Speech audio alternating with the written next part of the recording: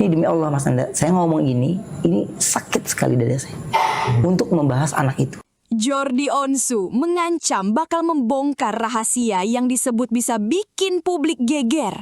Tapi Ruben Onsu langsung memberi respons yang tak kalah menohok. Konflik Ruben Onsu dan Sarwenda kini melebar hingga menyeret sang adik, Jordi Onsu. Sebelumnya, Jordi sempat viral usai mengisyaratkan akan membuka sebuah rahasia yang menurutnya bisa menghebohkan publik. Mendengar hal itu, Ruben akhirnya angkat bicara. Ia mengaku bukan sosok kakak yang sempurna, tetapi berharap Jordi tetap mengingat perjuangan mereka dari nol. Ruben juga menilai sang adik mulai lupa diri setelah mendengar beberapa pernyataannya di berbagai wawancara. Bahkan, Ruben secara terang-terangan menyebut Jordi sombong dan berharap ucapannya menjadi pengingat. Meski kecewa, Ruben menegaskan satu hal, "Lu tetap adik gue." Ucapan itu Halo guys, selamat datang kembali di Hanel Surapento, Hanel yang selalu membahas dan mereaksi berbagai video viral, gosip hangat, serta reaksi-reaksi menarik yang sedang ramai diperbincangkan. Kali ini kita akan membahas konflik yang semakin memanas antara Ruben Onsu dan adik kandungnya, Jordi Onsu. Perselisihan yang awalnya hanya berupa sindiran kini berkembang menjadi saling memberikan pernyataan yang membuat publik semakin penasaran. Bahkan muncul ancaman membongkar rahasia yang disebut-sebut bisa menggegerkan publik. Di sisi lain, Ruben justru memberikan respons yang cukup mengejutkan dengan mengungkap pengorbanan yang selama ini tidak pernah ia ceritakan. Apakah benar hubungan kakak beradik ini sudah berada di titik yang sulit diperbaiki? Ataukah masih ada peluang bagi mereka untuk berdamai? Dan bagaimana perkembangan terbaru dari konflik yang kini juga menyeret nama Sarwenda? Tonton videonya hingga usai karena saya akan memberikan komentar cukup panjang di bagian akhir video. Yuk kita tonton videonya. jadi penutup sikap Ruben yang memilih tetap mengakui hubungan darah mereka di tengah konflik yang semakin memanas. Bodoh amat.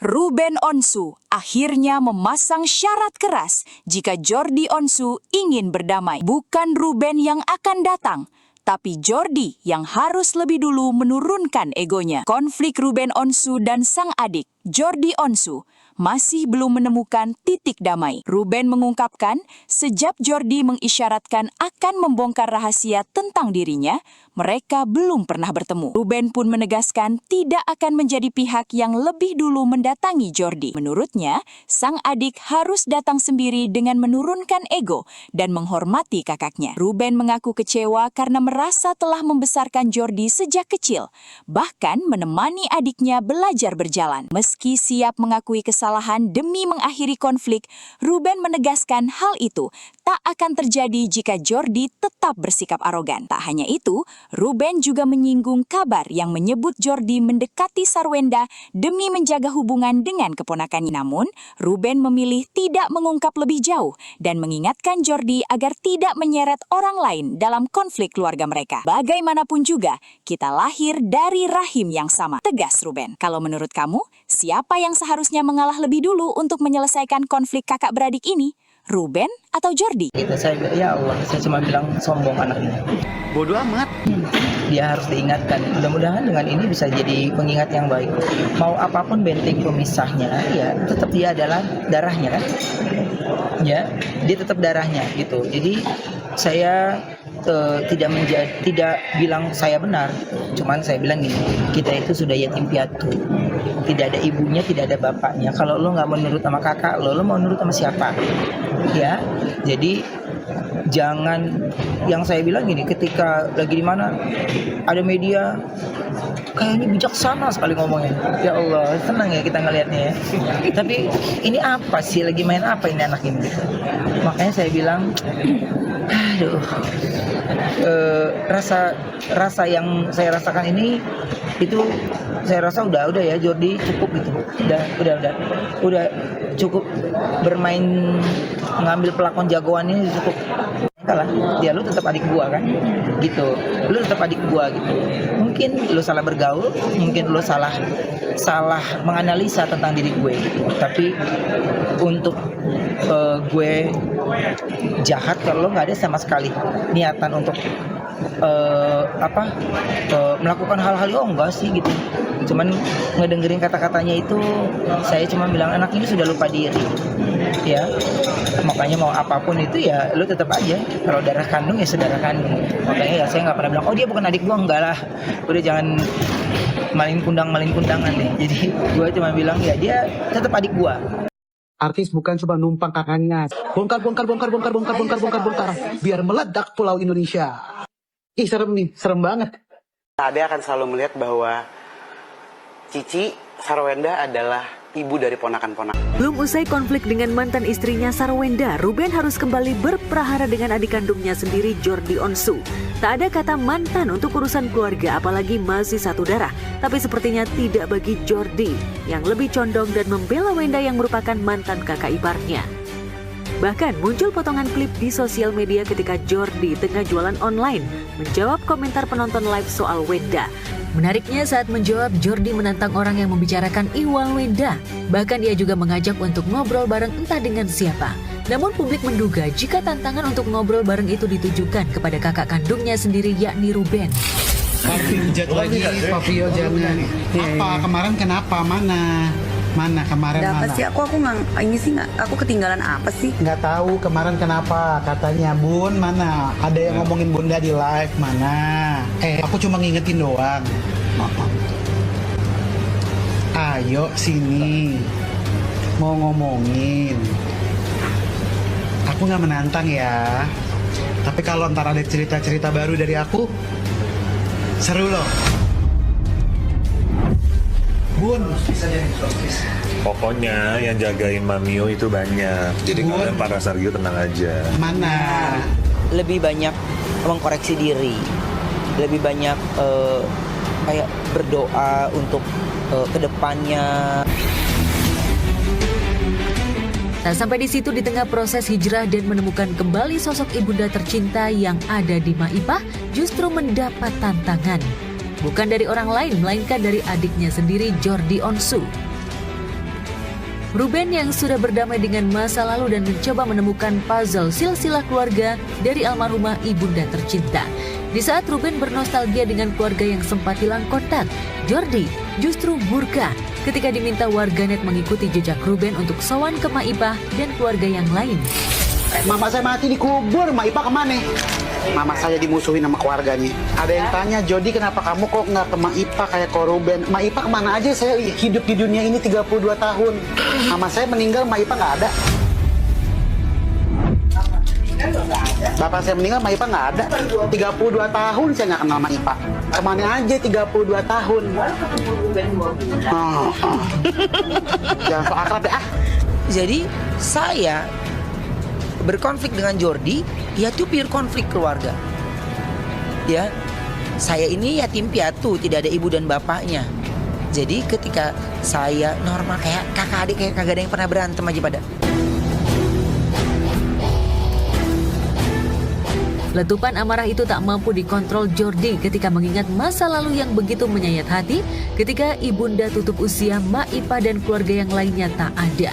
Luka masa lalu Jordi sepertinya belum sembuh hingga ia begitu keras menantang dan lebih memilih mendukung mantan kakak iparnya Wenda. Emang enak lo gue jawab begitu, ngelorekam, samping. Pas banget, gue emang pengen banget gue jawab begitu sekali-kali. Sabar Uncle. Enggak kok, ini kan lagi kepedesan sayang, kepedesan. Sakit sekali dada saya Bodoh amat. untuk membahas anak itu. Jawaban gue cuman gini, sekarang lu hebat, lu sukses, lu berhasil keren, ya alhamdulillah. Ya, bahkan sampai gue sholat pun gak pernah ada gue ucap jahat ke lo. Tapi gue cuman bilang, sebelum air hujan itu kena ke kepala lo, keringet gue lah yang menutup supaya lo gak kena. Bodoh amat. Ya, gue membelikan lo sebuah kendaraan. Ya, itu padahal gue lagi gak ada duit, tapi gue bangga adik gue punya kendaraan. Jadi inget napak bumi, kalau lo inget tentang gue yang buruknya, tentang saya yang buruknya, bagaimana saya, ya buruknya kamu, bagaimana ketika disepelekannya kamu, tapi bukan saya rendahkan kamu, tapi saya bertekad untuk mengangkat derajat.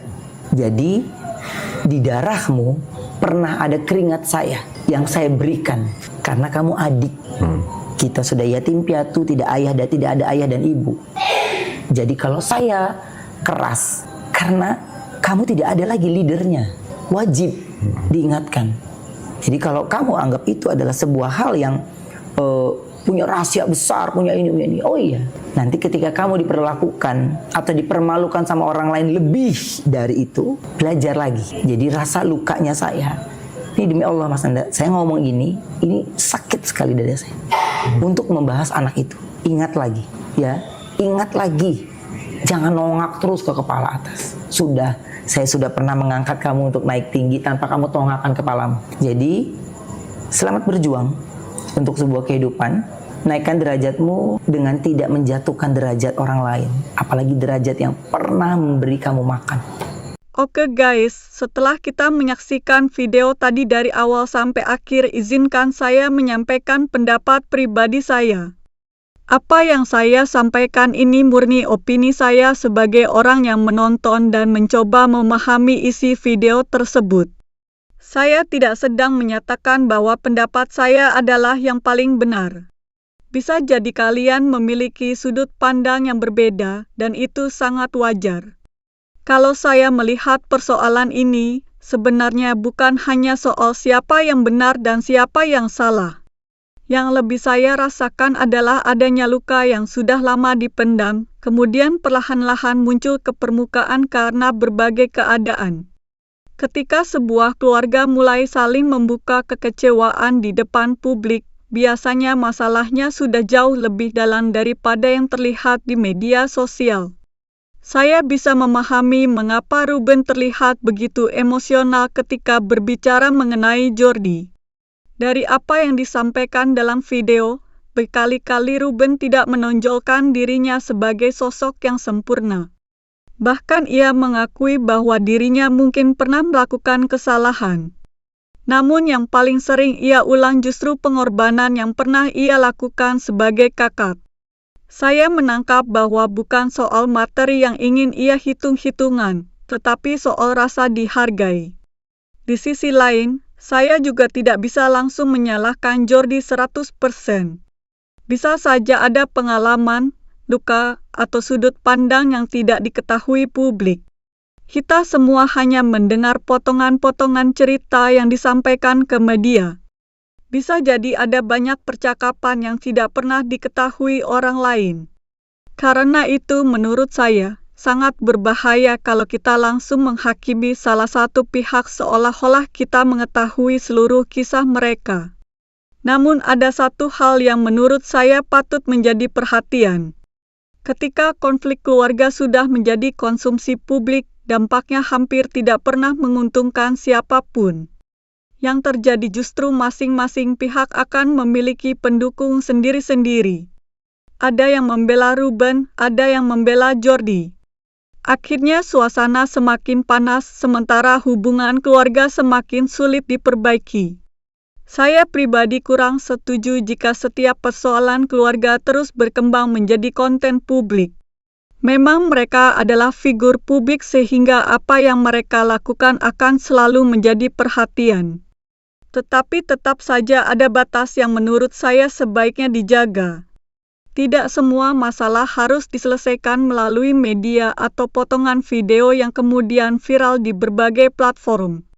Yang paling membuat saya berpikir adalah kalimat Ruben yang mengatakan bahwa sebelum hujan mengenai kepala Jordi, keringatnya sudah lebih dulu melindungi adiknya. Kalimat itu menurut saya sangat emosional. Entah bagaimana kondisi sebenarnya, saya bisa merasakan bahwa kalimat itu lahir dari seseorang yang merasa pengorbanannya tidak lagi dihargai. Di sisi lain, jika benar Jordi merasa memiliki luka sendiri, saya juga berharap ia suatu saat bisa menyampaikannya dengan cara yang lebih baik.